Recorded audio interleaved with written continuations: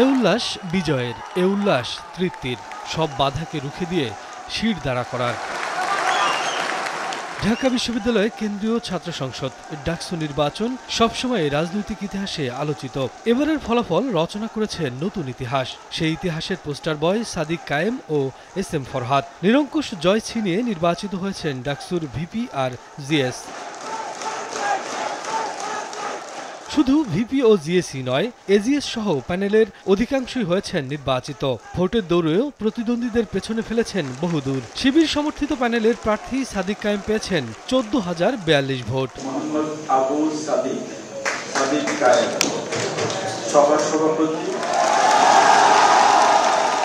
আর তার নিকটতম প্রতিদ্বন্দ্বী ছাত্রদল সমর্থিত প্যানেলের আবিদুল ইসলাম পেয়েছেন 5,708 ভোট।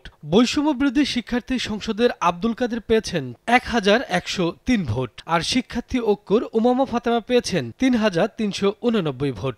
এস এম ফরহাদ প্রাপ্ত ভোট 10,700। আর ডাকসুর জিএস পদে শিক্ষার্থী জোটের এস এম ফরহাদ পেয়েছেন 10,794 ভোট। আর তার বিপরীতে ছাত্রদলের তানভীর বাড়ি হামিমের প্রাপ্ত ভোট 5,283। এছাড়া আবু বাকের মজুমদার 2,131 ভোট ও পরিষদ পর্ষদের জিএস প্রার্থী মেঘমোল্লার বসু পেয়েছেন 4,949 ভোট।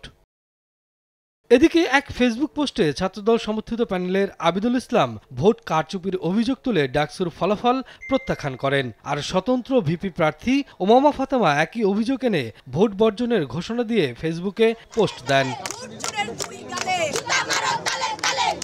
শফিকুজ্জামান রুবেল, সময় সংবাদ, ঢাকা।